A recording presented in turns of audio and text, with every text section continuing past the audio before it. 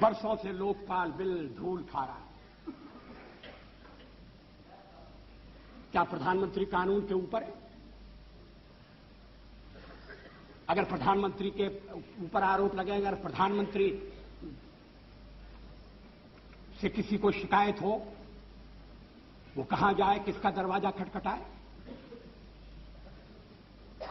वर्षों तक इसी बात पर चर्चा होती रही कि लोकपाल की परिधि में प्रधानमंत्री आना चाहिए या नहीं आना चाहिए। ये ठीक है कि उस दिन नरसिंह राव जी ने कहा था, तो मैंने कहा था कि मैंने क्लियरेंस दे दिया, प्रधानमंत्री का समावेश कर लें, लेकिन मैंने पूछा बिल कहां है? बिल नहीं आया। और मामलों पर अध्यादेश, सदन स्थगित होने के बाद और मामलों पर अध्यादेश जारी करने के लिए यह सरकार तैयार हो गई, ऐसे मामलों पर जिनका संबंध वोट बढ़ाने से था, वोट बैंक की राजनीति। इस मामले में नहीं, इस मामले में भी अध्यादेश लाया जा सकता। उस दिन मेरे मित्र इस बात की शिकायत कर रहे थे कि अदालतें बहुत ज्यादा हस्तक्षेप कर रही हैं। शायद कॉमरेड इंद्रजीत गुप्ता थे। जुडिशियल एक्टिविज्म,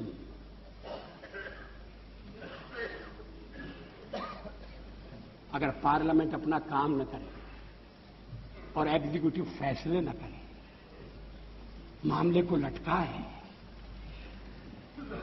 और जब प्रधानमंत्री से पूछा जाए कि आप निर्णय क्यों नहीं करते, तो उनका उत्तर यह हो कि निर्णय न करना भी एक निर्णय है। मैं समाचार पत्रों में जो कुछ छपा है उसके आधार पर कह रहा हूं। अगर वो ठीक नहीं छपा तो नरसिंह राव जी उसे ठीक कर देंगे। निर्णय न लेना भी एक निर्णय है। अब ये कर्मयोग की स्थिति, कैसे देश चलेगा? लेकिन निर्णय नहीं लिए गए। कभी कभी तो सरकार इस बात की प्रतीक्षा में रही कि निर्णय टाल दो, नए विवाद खड़े होंगे तो झंझट मोल लेना क्या ठीक है, कोर्ट फैसला कर देगा। अब कोर्ट ऐसे मामलों में भी फैसला करने लगा है जो एग्जीक्यूटिव के मामले हैं, जो संसद द्वारा तय होना चाहिए। संसद अपने दायित्व का पालन क्यों नहीं कर सकती?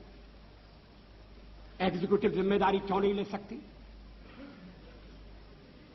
लेकिन इसके लिए एग्जीक्यूटिव, इसके लिए कार्यपालिका ईमानदार होनी चाहिए, चुस्त होनी चाहिए, मामले लटकाए नहीं जाने चाहिए। लेकिन ऐसा नहीं हुआ। ऐसा होना चाहिए। हम करना चाहते हैं, जो भी आएगा उसे करना पड़ेगा, नहीं तो कोई 12 दिन रहेगा, कोई 6 महीने रहेगा। इस देश की जनता के साथ यह अन्याय होगा। लोगों ने अपना कर्तव्य किया है। अगर आज त्रिशंकु संसद है तो उसके लिए मतदाता दोषी नहीं है। शायद हम मतदाता के पास ठीक ढंग से अपनी बात नहीं कहते। कभी कभी तो मतदान की कमी देखकर यह चिंता होती थी कि क्या लोकतंत्र पर से लोगों का विश्वास उठ रहा है। कोई भी सरकार आए, क्या होगा, ऐसा ही चलेगा, को नृप हो हमें का हानि, ये मंथरा ने कहा था। इस देश में अब सब जगह मंथरा की बात दोहराई जाए, जोड़ तोड़ करके सरकारें बनाई जाए, बने तो कार्यक्रम के आधार पर बने और देश को यह आश्वासन देने के बाद बने कि अब लोगों के साथ अन्याय नहीं होगा। अब लोगों को अन्याय के लिए ऐसा नहीं होगा कि अन्याय के खिलाफ गुहार लगाने की जगह नहीं है। लेकिन इसका तो कोई नक्शा दिखाई नहीं देता। राष्ट्रपति महोदय ने बुलाया हमें क्योंकि हम सबसे बड़ी पार्टी के रूप में उभरे, अपनी विचारधारा के साथ उभरे, अपने कार्यक्रमों, अपनी नीतियों के साथ उभरे। राष्ट्रपति महोदय के अभिभाषण में हमने कुछ अपने नीतियों का विवेचन किया है। ममता जी को उसमें केवल एक बात पर आपत्ति है मुझे लगता है बाकी का सारा अभिभाषण उन्हें स्वीकार है। और भी मित्रों से मैं पूछना चाहूंगा, उस भाषण में कौन सी बात ऐतराज के लायक है? क्या इस बात का ध्यान रखकर क्या जो भी फैसले होना चाहिए वो आम सहमति से होना चाहिए, एक न्यूनतम कार्यक्रम पर देश को लाया जाए और फिर बाकी के मामले छोड़कर हम उसके लिए जुट जाएं? क्या इसकी आवश्यकता नहीं? लेकिन कुछ मामले ऐसे हैं जिन पर भी विचार करने की जरूरत है। हमारे खिलाफ सबसे बड़ा आरोप क्या है? हम सांप्रदायिक हैं, हम सेक्युलरवादी नहीं हैं। इसलिए सेक्युलरवाद के जितने भी रक्षक हैं, आओ इकट्ठे हो जाओ, लाठी डंडे संभाल लो और भाजपा को सत्ता से हटाओ। लोकतंत्र संख्या का खेल है और संख्या हमारे पक्ष में नहीं है। हमने जन समर्थन प्राप्त करने का जन समर्थन हम प्राप्त करने में सफल हुए हैं। सबसे ज्यादा हमें जन समर्थन मिला है।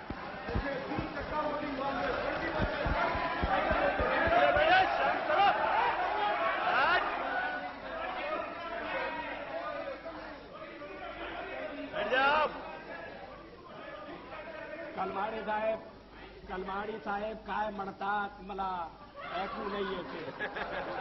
कलमाड़ी साहब क्या कहते हैं ये दूसरों को समझना मुश्किल है।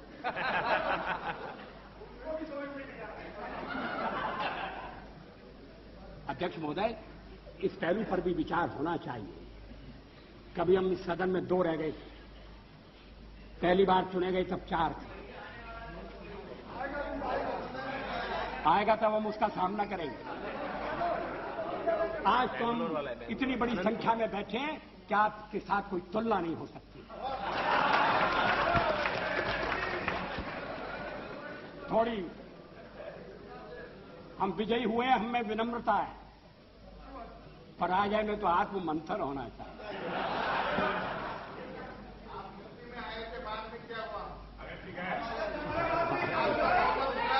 आप सारे देश में थे, अब क्या हो रहा है? अब आप इस स्थिति से आप संतुष्ट हैं तो मुझे कुछ कहना नहीं, मैं इसमें पढ़ना नहीं चाहता। इस देश में इस समय लोगों के विचारों में मंथन चल रहा है, चिंतन की दिशाएं बदल रही हैं। लोग पुरानी मान्यताओं को फिर से कसौटी पर कस रहे हैं। मेरी समझ में नहीं आता कि जब संविधान के निर्माताओं ने शादी ब्याह के एक कानून बनाने की सिफारिश की और यह कहा कि राज्य उसकी तरफ ध्यान देगा, तो क्या वो सांप्रदायिक कारणों से प्रेरित थे? क्या यह सांप्रदायिक मुद्दा है? क्रिमिनल लॉ एक है, सिविल लॉ एक क्यों नहीं हो सकता? गोवा में अभी भी सिविल लॉ एक है। अगर मुस्लिम मित्रों को उसमें कठिनाई है तो वो कठिनाई आकर बता सकते हैं, ये कह सकते हैं कि हमें थोड़ा और समय चाहिए अपने समाज को तैयार करने के लिए। ये नहीं कहा जा रहा है और दल भी इस बात के लिए उन्हें प्रेरित नहीं कर रहे हैं कि थोड़ा बहुत तो संशोधन करो, वक्त बदल रहा है। इस्लामिक देशों में पर्सनल लॉ में संशोधन हो रहे हैं, यहां थोड़ा परिवर्तन होना चाहिए। जेंडर इक्वलिटी का मामला है,